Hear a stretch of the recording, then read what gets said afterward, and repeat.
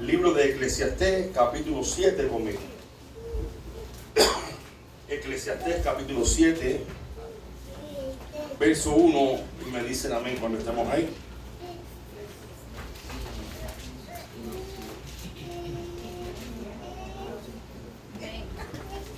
¿Estamos ahí?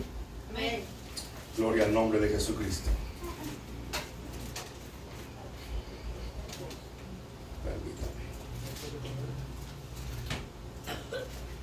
Ok, Eclesiastés capítulo 7, versículo 1 dice: mejor es la buena fama que el buen ungüento, y el día de la muerte que el día del nacimiento.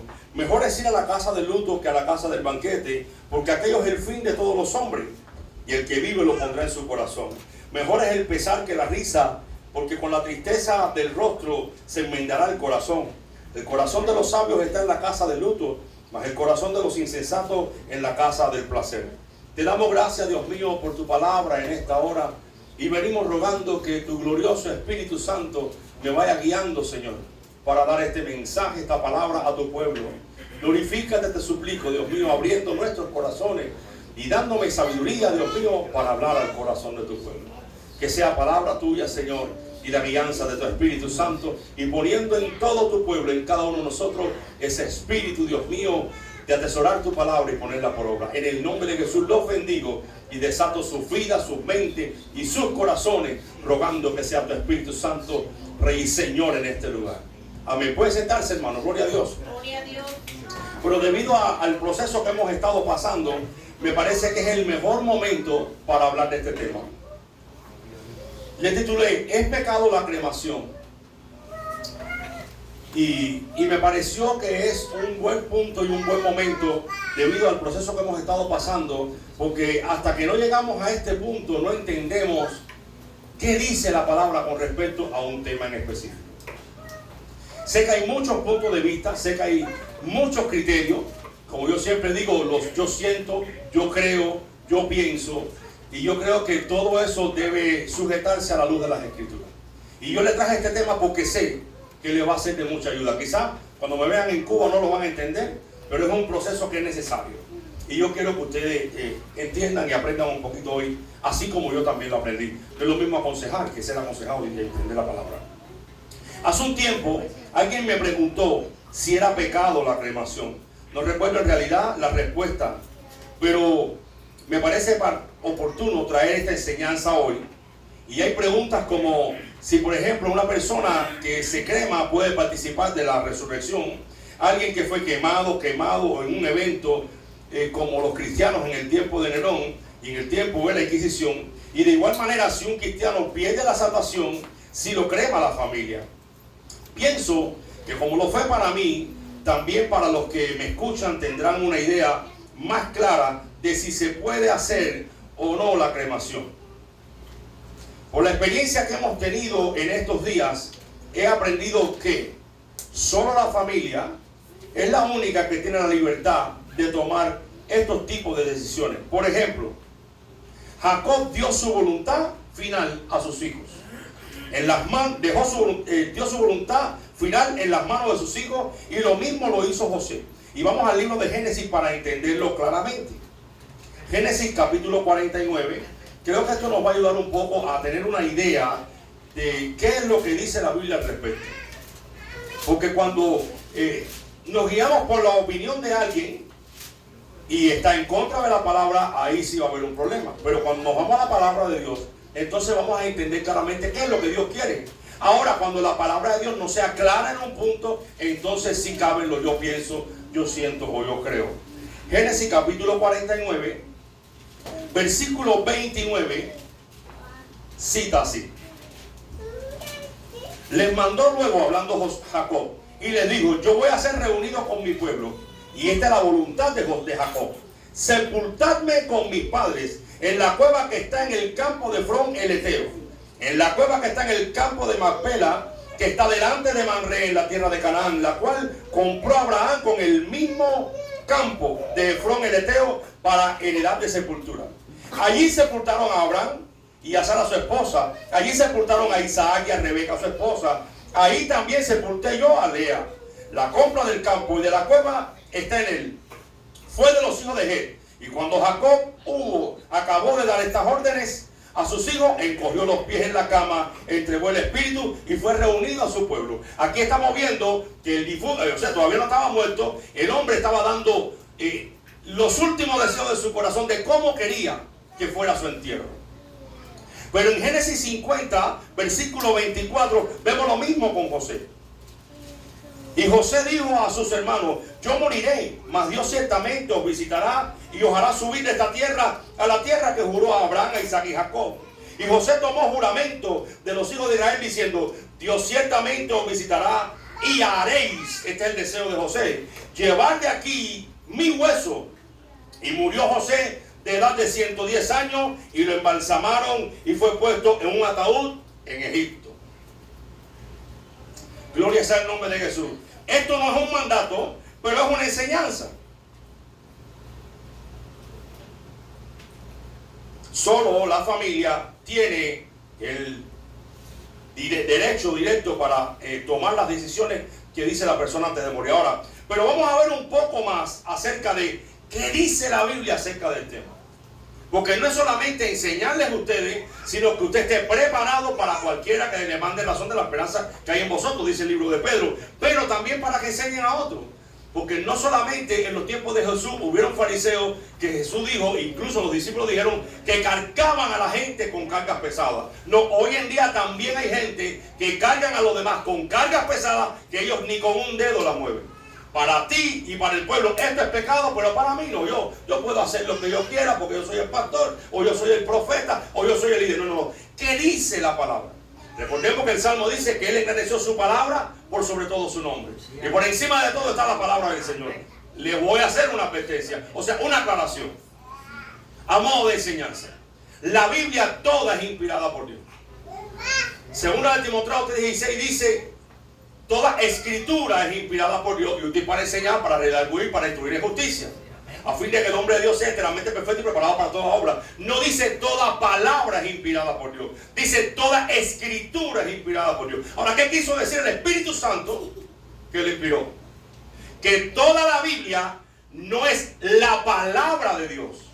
Cuando nosotros decimos, ¿tenemos la palabra de Dios? Sí, tenemos la palabra de Dios porque estamos acostumbrados. La Biblia es inspirada por Dios. Y en la Biblia está la palabra de Dios. No es lo mismo. Por ejemplo, esto es un paréntesis, para enseñarles algo, Salmo 137.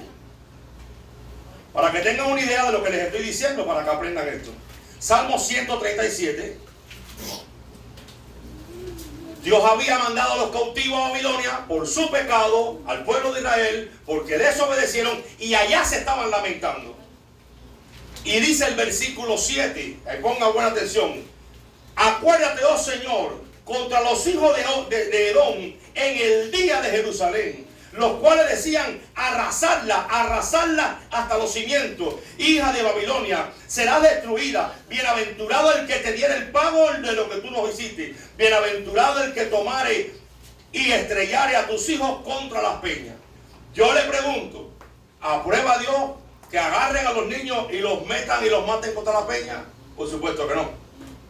Para entender esto, esa palabra no es palabra de Dios. Recordemos que el Salmo lo está diciendo alguien que está cautivo en los ríos de Babilonia. Dice el versículo 1: junto a los ríos de Babilonia, allí nos sentábamos y aún llorábamos y acordándonos de Sión. O sea que el salmista está haciendo un escrito de su historia. Incluso es el deseo de su corazón a Dios de que la gente que agarren a los hijos de Edom y los extraen contra la peña sean llamados bienaventurados. Por supuesto, eso no concuerda con la palabra de Dios totalmente. Entonces, los salmos son palabras y oraciones de hombres inspirados por Dios para alabar y para adorar a Dios. De hecho, los salmos son oraciones al Señor. Por ejemplo, el Salmo de David. Bueno, David dio palabra de Dios cuando profetizó del Mesías. Pero hay oraciones de David que no son palabras literales de Dios, porque era el deseo de David en su corazón cantarle a Dios o hacerle una oración a Dios. De lo contrario, Dios es un Dios manipulador, nos hizo un robot y Dios pone en el corazón del hombre hacer lo malo y hacer lo bueno, y al final de todos modos Dios va a condenar al hombre. No sé si me explico lo que les estoy diciendo. Por ejemplo, no puede ser palabra de Dios la palabra que habló Elifaz, Timán, Bildad Suita y Naamita, los tres amigos de Job. Porque si lo que ellos tres hablaron, Dios se lo puso a ellos en el corazón, entonces Dios se contradijo. Porque en el capítulo 42 de Job dice: ustedes tres no han hablado de mí lo recto. Vayan y tomen sacrificio y vayan a mi siervo Job, que él orará por vosotros y les será perdonado. Sí, amén.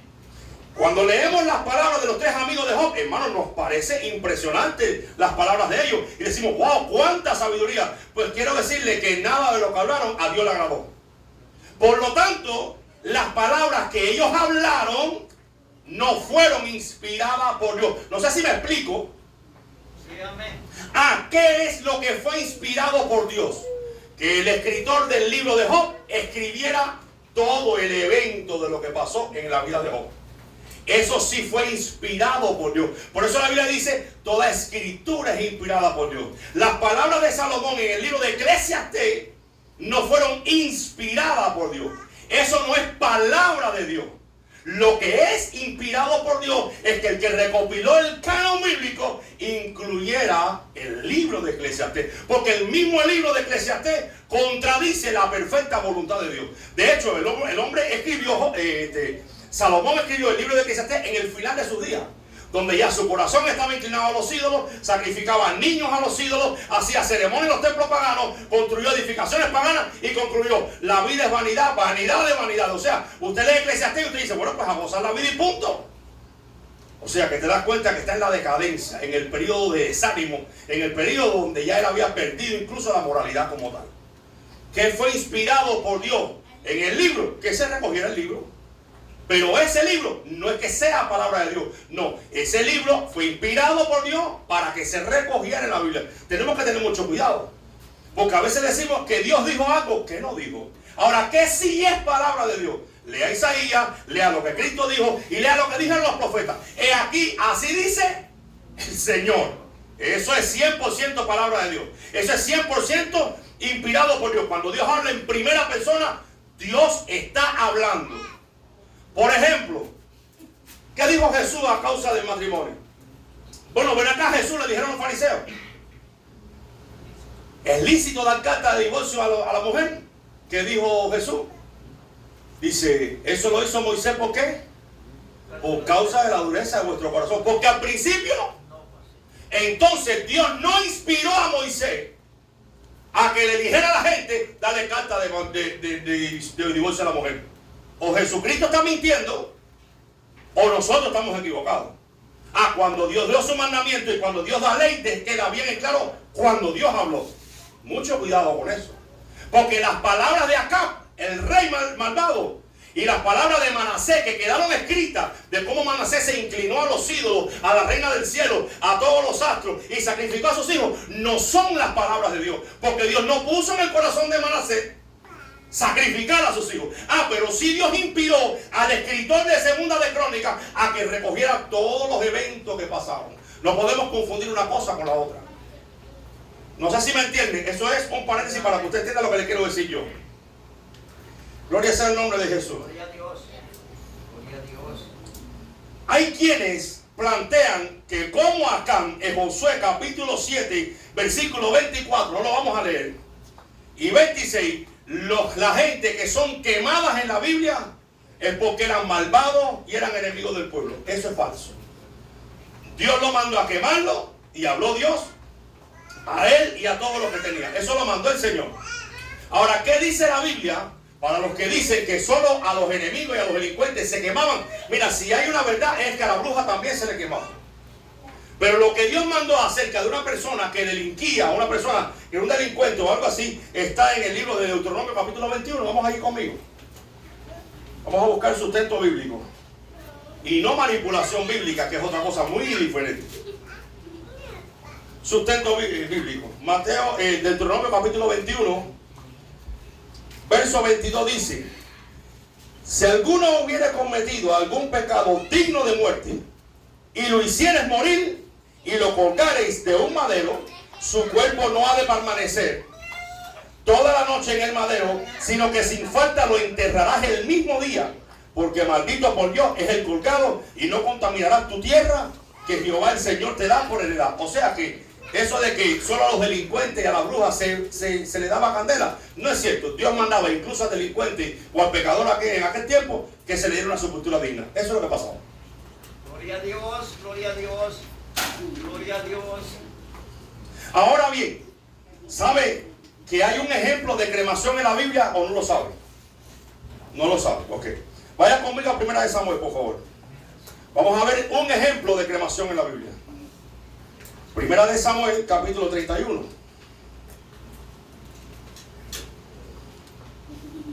Y vamos a leer un poquito. Ponga atención y tome sus notas. Los filisteos que pelearon contra Israel y los de Israel huyeron delante de los filisteos y cayeron muertos en el monte de Gilboa. Y siguiendo los filisteos a Saúl y a sus hijos, mataron a Jonatán, a Abinadab y a Malquisúa, hijos de Saúl. Arreció la batalla contra Saúl y los arqueros lo alcanzaron y fue gravemente herido por los arqueros.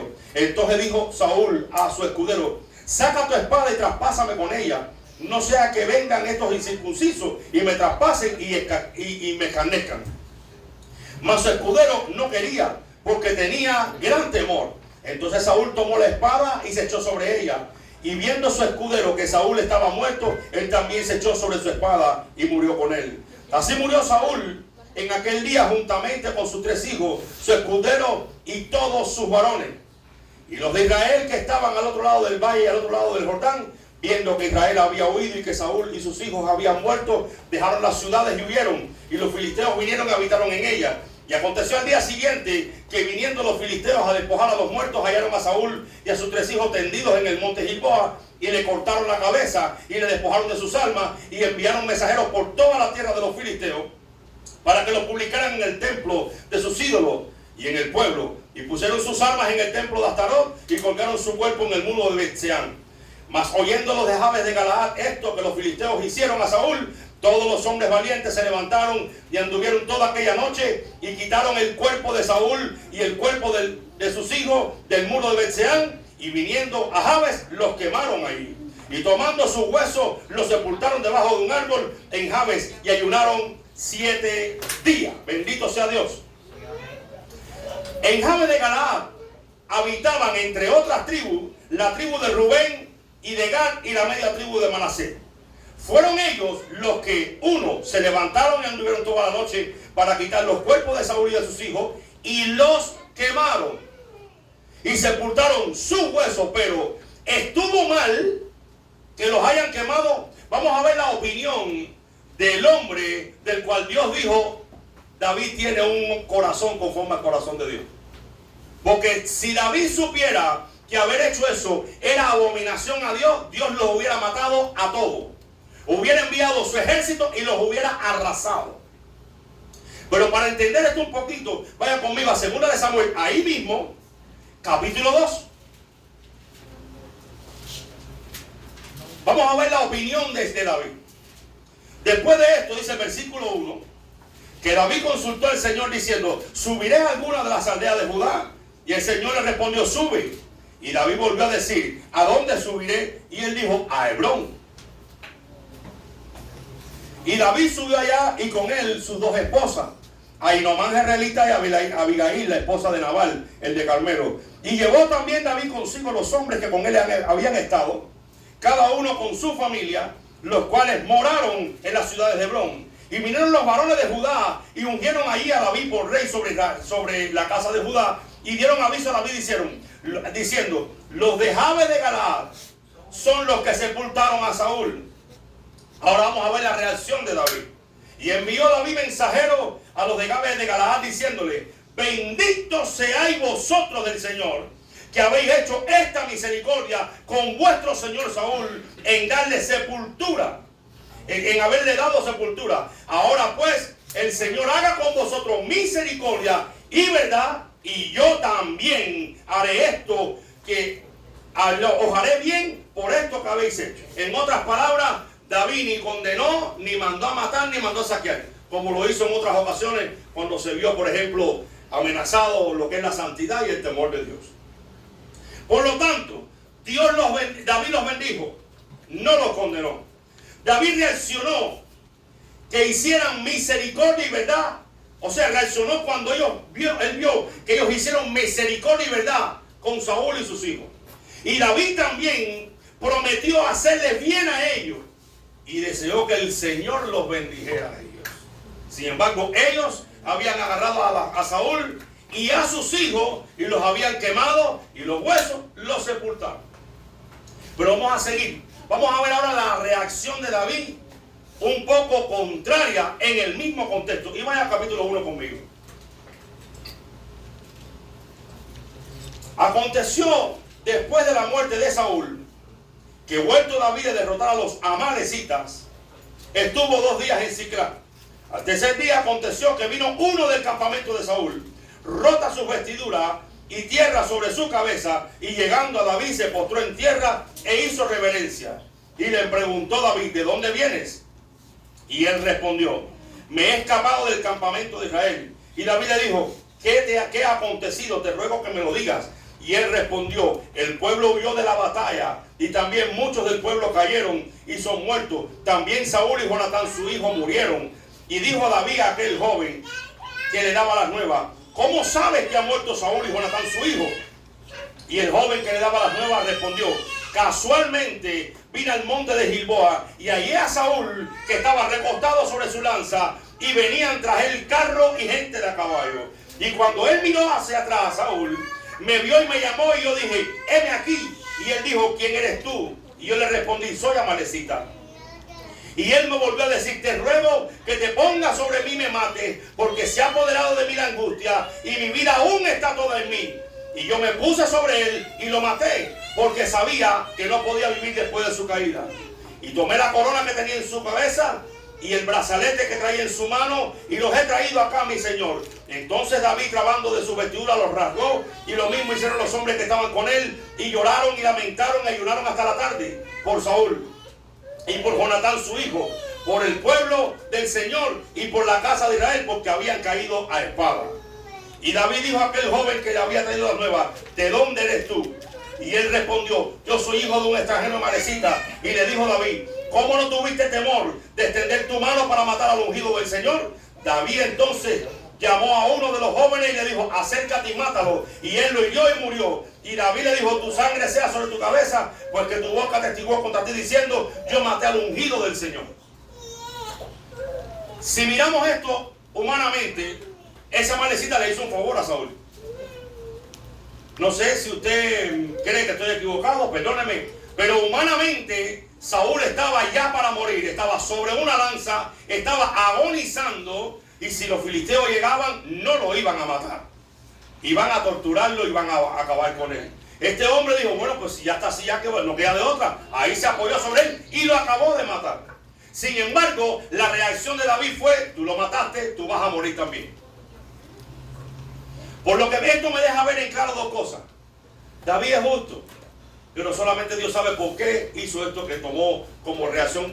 De todo modo, el hombre era amalecita y era un enemigo, era de los que habían invadido Siclag y se habían llevado a las mujeres y los hijos de todo el pueblo. Pero también vemos a David haciendo misericordia a los de Jabes de Galaad, a la tribu de Manasés, Rubén y de Gad, por haber cremado los huesos de Saúl y haberlos honrado. Y les llamó que hizo misericordia con ellos. Por lo tanto, estamos tratando de buscar luz a través de la palabra en algo que realmente no es claro en la palabra. Gloria a Dios, gloria a Dios. Este punto es importante y ya lo vimos ya. En Romanos capítulo 14, versículo 5, dice la Escritura, Romanos capítulo 14, versículo 5, dice la Escritura: uno hace diferencia entre día y día, otro juzga iguales todos los días. Cada uno esté plenamente convencido en su propia mente. ¿Cómo aplicamos este versículo? Bueno, según el contexto, Pablo estaba hablando de la libertad del creyente. ¿Qué hacer y qué no hacer ante ciertas cosas? ¿Cómo lo podemos aplicar? Bueno, vamos a buscar luz a través de algo que está oscuro. Algo que está limitado en cuanto a las enseñanzas. Les he dicho y les he enseñado que los yo siento, yo pienso, yo creo no funcionan cuando la Biblia es clara en algún punto a la hora de tomar alguna decisión.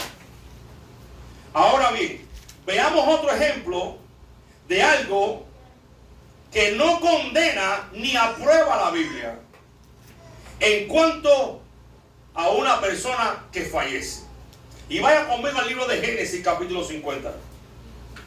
Alguien dijo un día que para tú entender el Nuevo Testamento tienes que estudiar bien el libro de Génesis, que es el libro de los comienzos, y que de ahí parte casi todo. Génesis capítulo 50 nos va a enseñar algo. Y vaya conmigo al libro de Génesis capítulo 50, versículo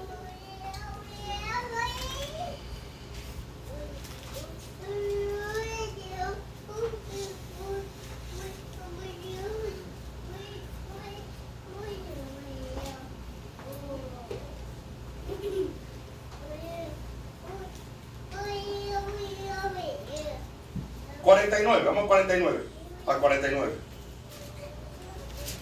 49, versículo 33, dice: y cuando Jacob acabó de dar órdenes a sus hijos, encogió los pies en la cama y entregó su espíritu y fue reunido a su pueblo.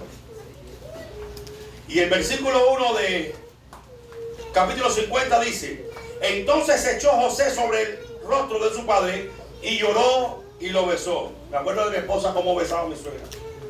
Y mandó José a su siervo los médicos que embalsamasen a su padre, y los médicos embalsamaron a Israel. Pero el versículo 24 de ese capítulo, mejor dicho, el 26 dice: y murió José de edad de 110 años y lo embalsamaron y fue puesto en un ataúd en Egipto. En primer lugar, el embalsamiento era una costumbre de los egipcios. Era una costumbre que ellos hacían para que el cuerpo durara más tiempo. Y les voy a leer. La práctica se originó debido a la creencia en la mentalidad del espíritu humano, según la mitología egipcia, donde el lugar de desarrollo de embalsamamiento o la momificación era para poder preservar la identidad del individuo en el mundo del más allá, de acuerdo a sus costumbres, y para que pasara con éxito el juicio de Osiris, y el cuerpo debía conservarse intacto. Podemos decir, bueno, eso es un argumento acerca de la historia. Ok, sea de la historia o no, eran egipcios, tenían por costumbre embalsamar a la gente, y una de las costumbres era embalsamarlo para que el cuerpo durara más tiempo. Podríamos decir entonces, ¿no estaban de acuerdo los hebreos con lo que Dios estableció? Si Dios estableció que el que muere hay que enterrarlo, los hebreos, José en este caso, pues violó esa ley. Y si no es ley, por lo menos la intención de Dios. Y no solo eso, sino que aparte que era una costumbre de una nación pagana, José la hizo. Y no solo se la mandó él a hacer a su padre, sino que también se lo hicieron a él, le pusieron un ataúd. Pero además no eso, dice que José le dio mandamiento a Israel para que llevara su hueso a la tierra prometida. Pero es que ya Moisés había dicho que el que tocara el cuerpo de un muerto quedaba impuro, inmundo. Y ellos tendrían que pasar toda la vida, 400 años, hasta que llegara el momento de cruzar 440 años a la tierra prometida. Entonces, cuando estamos viendo esto, vemos que Dios no piensa como pensamos nosotros. Cuando las cosas en la Escritura son claras, hermano, no hay vuelta atrás. Son claras. Cuando las cosas en la Escritura no son claras, entonces Dios deja la libertad a las personas para que tomen la decisión que sea. Dios no puede condenarnos por algo que Él no dijo que era pecado. Y si bien no dijo que era pecado hacer una cosa y tampoco dijo que no era pecado, entonces tenemos nosotros la libertad de hacerlo o de no hacerlo. Ahora bien, y terminando, puesto que la Biblia no da mandato ni a favor ni en contra, yo concluyo que eso queda totalmente a la decisión de la familia y de nadie más. No sé si usted sabe que cuando una persona iba a ofrecer sacrificios en la ley, una persona ofrecía sacrificio según su posición económica. No sé si lo saben. De hecho, era tan pobre la familia de Jesús que cuando vemos las tres categorías de ofrecer un sacrificio para presentar un niño en el templo, a Jesucristo le tocó el de la persona y la familia más pobre. Una tórtola, 2 palominos y todo. ¿Por qué? Porque no tenían para más. Dios lo sabe y Dios es justo. Ahora, no podía venir un rico a ofrecer 2 palominos o una tórtola. No, el sacrificio para una gente pudiente era diferente según su poder adquisitivo y económico. Dios es justo. Sí, amén. Un funeral, yo en este trámite que he estado hablando con las personas, por ejemplo, ¿sabe usted cuánto cuesta un funeral? El más barato, cerca de $10,000. El más barato. Sin contar pagar la fosa donde se va a meter el cuerpo. Eso es aparte. Sin contar si se le va a hacer ceremonia en una iglesia. Por ejemplo, una cremación, 1.700 pagamos nosotros. Ya desde que la suegra cayó en cama, empezamos a hacer los pagos mensualmente. Y cuando ya falleció, pagué el resto, la diferencia, con la tarjeta de crédito de nosotros. Entonces, ahora bien, ¿qué les quiero decir yo? Número A, una de las cosas que pregunté fue, porque también los precios tan altos que tienen un funeral, yo dije, bueno, ven acá, si una persona, ustedes aceptan personas también que no tengan estatus legal, porque yo, según las aseguranzas que hay estatales, pues hay que tener estatus legal. Dice, sí, no hay ningún problema con eso. A nosotros damos aquí posibilidades a cualquiera. Incluso de toda la lista que ellos nos dieron, nosotros encontramos la más barata, que fueron ellos, por supuesto. O sea que una persona que no tiene estatus legal también puede cubrir su funeral o su cremación. La otra cosa, y esto lo pienso yo, nosotros que estamos en vida, yo tengo aseguranza de vida, mi esposa también y mi hijo también. Sería, yo pienso con un poco de, ¿cómo decirle? No sé, de dureza, no pensar en nosotros mismos costear nuestro funeral. Nosotros que por ejemplo no tenemos ese dinero guardado, esa cantidad, a decir, bueno, el día que me toque, tocó y que hagan con mi cuerpo lo que quieran. No, porque nuestros hijos y nuestros hermanos van a tener que hacerlo. Recuerdo que conocí a una persona en Garla que se le murió el hijo. Y de hecho aquí en Fobos los he visto también. Gente con carteles en los semáforos pidiendo dinero porque no tienen dinero para sepultar a su familia.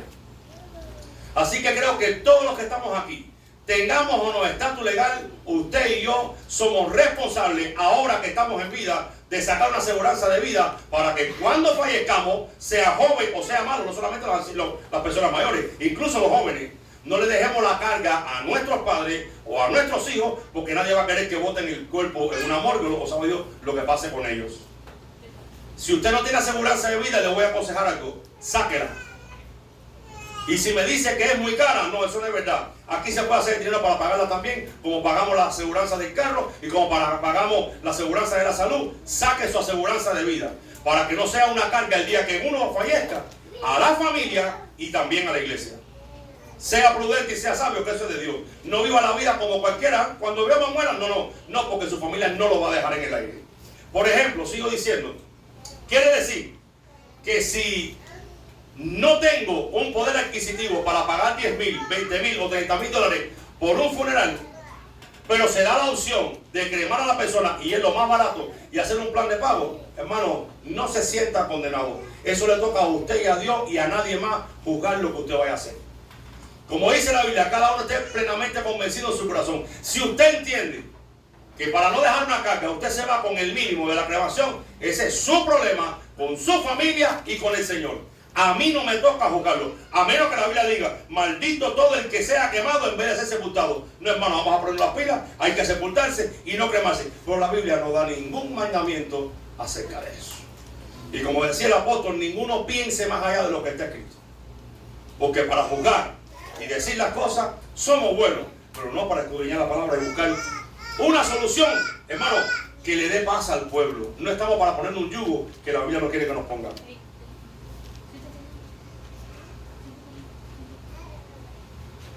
Gloria sea el nombre de Jesús. Como esto no es un tema claro, específicamente en la palabra de Dios, usted tenga la libertad, hermano. Lo que usted decida es lo que usted puede hacer.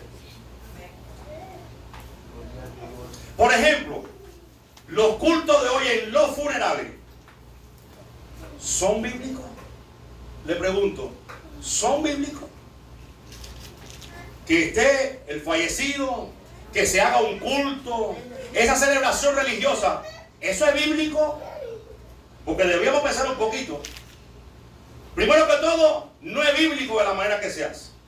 Pero no está mal, porque se trae la persona muerta, viene la familia, vienen los amigos y se da una palabra y toca a las personas que no están ahí. O sea que fue un medio para predicar el evangelio a esas personas. Pero el objetivo de un funeral no es ni hablar de Dios, ni predicar la palabra, ni cantar alabanzas a Dios. ¿No lo sabe? Se lo voy a demostrar por la palabra entonces. Primera de Samuel capítulo 1. Segunda de Samuel capítulo 1. Esto no significa para nada quitarle a Dios la gloria. Porque Dios sabe que toda la gloria es para Él. Y conoce al ser humano. Y sabe qué es lo que hay en el corazón del ser humano cuando una persona fallece. Y conoció lo que había en el corazón de Job cuando Job habló todas las sandeces que habló. Como Dios conoce el corazón, Él dijo, está bien, en todo lo que tú hablaste no voy a poner atención. Tú has hablado de mí lo recto. Oye, cuando yo vi eso dije, ahora sí, se puso feo esto. Segunda de Samuel. Vaya conmigo a segunda de Samuel. A ver qué es lo que se hace en un funeral. No quiero decir que esté en contra de Dios o sea pecado de la forma que se hace hoy. No. Pero vamos a segunda de Samuel, capítulo 1. Verso 17. ¿Qué hizo David ante la muerte de alguien que amó? Escuche bien. Y endechó, se afligió, se entristeció, lloró David a Saúl y a Jonatán su hijo con esta endecha. Dijo también que enseñasen a usar el arco a los hijos de Judá. Y es aquí que está escrito en el libro de Jacer: ha perecido la gloria de Israel sobre tus alturas, como han caído los valientes. No lo anunciéis en Gad, ni deis las nuevas en las plazas de Ascalón, para que no se alegren las hijas de los filisteos, para que no salten de gozo las hijas de los incircuncisos. Monte de Gilboa, ni rocío ni lluvia caiga sobre vosotros, no seáis tierras de ofrenda, porque allí, desechando el escudo de los valientes, el escudo de Saúl, como si no hubiera sido ungido con aceite. Sin la sangre de los muertos, sin la grosura de los valientes, el arco de Jonatán nunca volvió atrás, ni la espada de Saúl volvió vacía. Saúl y Jonatán, amados y queridos en su vida, en su muerte tampoco fueron separados. Más ligeros que águilas, más fuertes que leones, las hijas de Israel, llorar por Saúl, que os vestía de escarlata, de delicadeza, que adornaba vuestras ropas con ornamentos de oro. Como han caído los valientes en medio de la batalla. Jonatán, muerto en tus alturas, angustia tengo por ti, hermano mío Jonatán, que me fuiste más dulce, maravilloso, me fue más tu amor que el amor de las mujeres. Cómo han caído los valientes y han perecido las armas de guerra. Esto es lo que se hace en un funeral. Si es que vamos a tomar ejemplo de hacer algo bíblico. Cuando se canta una endecha, un salmo, y se exalta las cosas buenas que tuvieron la persona que murió. Todo lo demás lo hacemos para el Señor, pero muy pocas veces hablamos de muertos. Todo es Dios, gloria a Dios, no está mal, pero no es el enfoque de un funeral. No es el enfoque de alguien que muere, es enfocarse en el que murió y exaltar las cosas buenas que tuvo. Pero un pasaje no basta. Vaya conmigo al libro de Jeremías. Jeremías capítulo 35.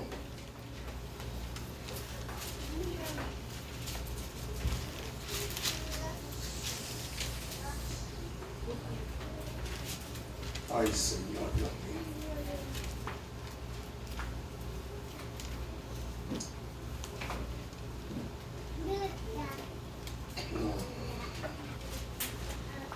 No es ahí. Déjame ver si es el 25, me confundí. Bueno, en fin, Jeremías endecha al rey Josías. Y no solamente lo endechó, sino que hasta hoy se sigue proclamando esa endecha en el pueblo de Israel. Y lo hacía. No, copié mal el versículo, parece. 35, 25, déjame volver a chequear. ¿Cómo amaba Jeremías a Josías. Bueno, en otro momento te digo el versículo. Lo amaba a tal punto que endechó a Josías, exaltando. De hecho, no hubo otro rey después que él. Creo que fue el último rey bueno de Judá. Eso es lo que se debe hacer en un funeral. Sin embargo, ninguno lo hacemos. Por lo menos yo lo único que veo en los funerales, cuando los veo, es canto y canto y canto y canto y canto y canto y alabanza, y no le dio alabanza, una palabra y se acabó. Y del muerto, el muerto apoyo y el vivo apoyo. El muerto apoyo y el vivo apoyo, se acabó. No está mal, porque lo hacemos para el Señor y en la ignorancia de nuestra mente lo hacemos. Pero hasta que no pasamos por esto, por lo menos no escudriñé todo esto aquí yo. ¿Qué es lo que se debe hacer? Hablar de la persona que falleció. Gloria a Dios. Creo que esto aclara algunas dudas, al menos para mí, y me da paz acerca del tema del que estamos hablando. Una vez más le digo, hay cosas que no están claras en la palabra, pero buscamos luz en la palabra para aclarar esos temas. Creo que en medio de los procesos como estos debemos de estar más unidos que nunca y mostrándonos el amor y el apoyo que nos enseña la palabra. Llorar con los que lloran y reír con los que ríen. Y recordarnos las palabras de Jesús. Hacer con los demás como querráis que los hombres hagan con vosotros. Espero que este momento haya sido un momento de reflexión para todos los que estamos aquí. Y a la hora de tomar una decisión de qué hago y qué no hago, como dice el refrán, póngase en sus zapatos. Primero quítese lo suyo y póngase en los zapatos de los demás. ¿Qué le gustaría a usted que hiciera con usted? Vamos a levantarnos, vamos a orar, porque realmente vamos a darle una oración al Señor. Pero creo que tenemos mucho por crecer todavía, hay que aprender. Creo que tenemos mucho que crecer y que aprender todavía.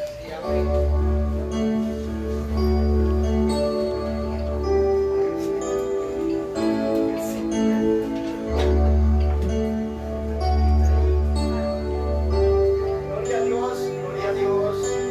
Gracias. Comienza a hablar con el Señor. Y hable con Dios, hable con Dios. Si usted cree que ha fallado, si usted sabe que no ha hecho bien las cosas,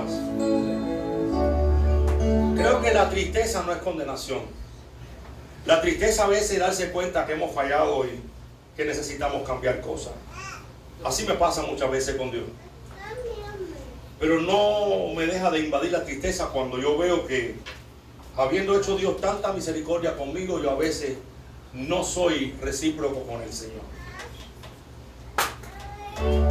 Quiero que hable con el Señor. Pidámosle perdón al Señor y propóngase algo en su corazón. El día que usted se entere que fallezca algún familiar suyo, o el familiar de un amigo suyo, o el familiar de un hermano suyo, sea usted el primero en tocar esa puerta y darle sus condolencias. Que esa persona sienta un abrazo de consolación ante la pérdida de su familiar, o de su hijo, o de su amigo. Sea usted esa primera persona en dar ese apoyo y ese abrazo. No sabe usted cuánto se anhela el abrazo de alguien que usted ama. No sabe cuánto se desea que esa puerta suene un día y que en esa puerta esté aquella persona por la que usted ha hecho algo en la vida y que usted lo tiene por amigo, por hermano y por familiar. Hoy proponga en su corazón y dígale a Dios: Señor, perdóname, pero yo te pido que tú pongas atención en mi corazón y que yo sea de los que traen alegres nuevas, de los que animen, de los que exhorten, de los que digan: aquí está mi hombro para que llores conmigo. Quiero ser esa persona que ayude a llevar esa carga y ese dolor y ese sufrimiento tan grande. Ora a Dios conmigo. Pídele a Dios que le viene de su Espíritu. El Espíritu Santo es el que nos llena de su amor, porque Dios es amor.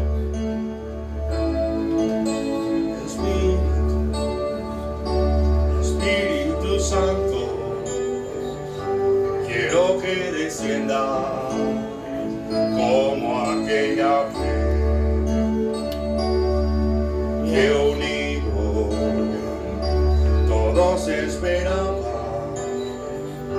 la hermosa presencia del Pentecostés.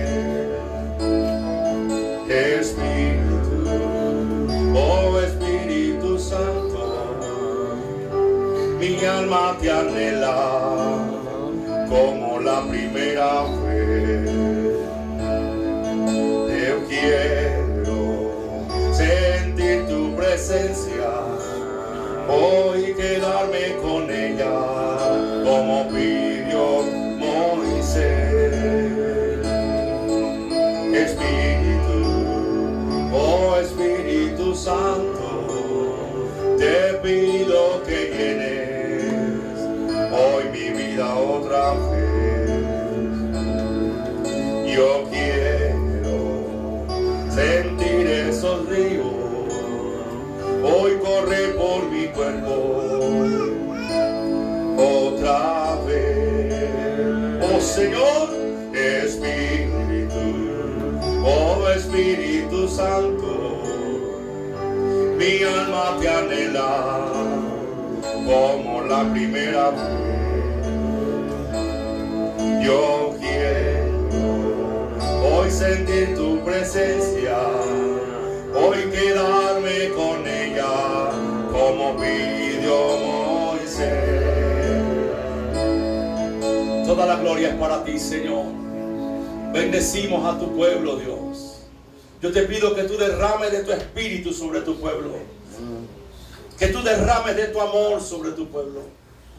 Oh Dios mío, que se haga manifiesto ese amor que hubo en aquella iglesia primitiva, Señor. Esa preocupación de tener los unos por los otros, dando testimonio que tenemos el Espíritu Santo. Glorifícate, Señor. Quita de tu pueblo, Dios, de todos nosotros, toda dureza, Padre, toda dureza, y pon esa sensibilidad y ese amor que tuvo nuestro Señor Jesucristo para con tu pueblo. Que seamos uno, como dijo Jesús cuando oró por ti en Juan capítulo 17. Que sean uno para que el mundo crea. Así como tú y yo somos uno, dijo Jesús, que ellos sean uno. Dios mío, glorifícate en ellos en esta hora. Gracias por todo, Señor. Gracias por todo, gracias por todo. Por los que estuvieron, por los que no estuvieron. Porque cada uno tenemos problemas, tenemos situaciones. Pero te doy gracias por todo tu pueblo. Ayúdame, Señor, a nunca pasar por alto los momentos difíciles de tu pueblo. Y que yo pueda tener corazón entendido y diligente para estar allí cuando tu pueblo lo necesite. Que no sea yo una mancha en tu evangelio, que por el contrario pueda mostrar el amor de Jesús. Lo mismo te pido para cada uno de ellos, que también todos hagamos con los demás como queremos que los demás hagan con nosotros. Y que esta palabra que hoy hemos hablado aquí en este lugar, este mensaje, Dios mío, a través de la luz de tu palabra, Señor, también nos dé luz ante esta situación tan difícil como la que hemos pasado en mi familia en estas 2 semanas, Señor. Glorifícate, glorifícate, Señor. En el nombre de Jesús, a ti sea toda la gloria, la alabanza y la honra por los siglos de los siglos. Y lo que hemos hecho hasta aquí, oh Dios, no lo hemos hecho ni con ejército ni con fuerza, sino con tu Espíritu Santo.